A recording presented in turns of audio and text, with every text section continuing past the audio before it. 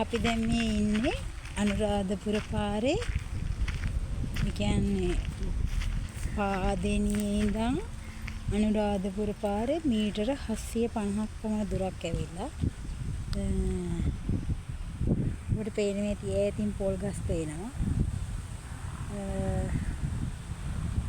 ඒ පොල් ගස් පේන්නේ ඒ පොල් ගස් පේන හරියට එහා පැත්තේ තියෙන මේ මාර ගහ වගේ එක තියෙන්නේ මාර ගහක් තමයි ඒක. ඒක තියෙන්නේ පුත්තලම් පාරේ. ඉතින් පාදිනේ ඉඳලා නිකවැරටියට යන පාර අද්දර තමයි ඔය මාර ගහ තියෙන්නේ. ඒ පොල් ගස් තියෙන්නේ. මිනිස්සු ජීවත් වෙන ඒ කොටස ඒකත් තියෙන්නේ පුත්තලම් පාරේ. එතකොට මේ තියෙන්නේ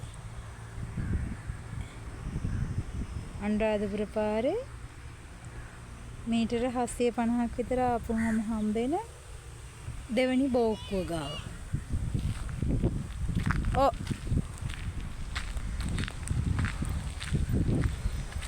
ඔබත් වාරිය පොළ හරහා අනුරාධපුර යන්න එන කෙනෙක් හෝ අනුරාධපුර සිට වාරිය පොළ හරහා ඔබට යන කෙනෙක් වගේ නම් මේ ස්ථානයේ නතර වෙලා කැම් ටිකක් කාලා විවේකයක් අරගෙන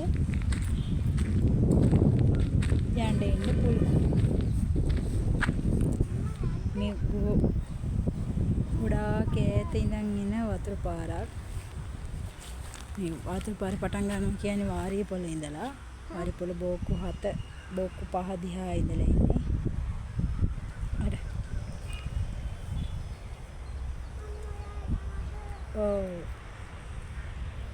මේ පේන ලයිට් මේ ටෙලිකොම් කනුව තියෙන්නේ එක ඩයලොග් කනුව. ඒක තියෙන්නේ පාදිනී නගරයේ මැද. අර ඈත පේන හච් කොළුණ තියෙන්නේ පාදිනී ඉඳන් කොබේගිනිය පාරේ කනත්ත ආසන්නයේ. කනත්තට තියෙන මීටර 750ක් විතර පාදිනී නගරේ ඉඳලා.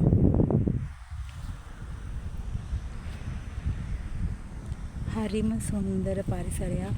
හරිම ලස්සනයි. අපි කුඩා කාලේ මේක මෙච්චර ලස්සනට හදලා තිබුණේ නැහැ.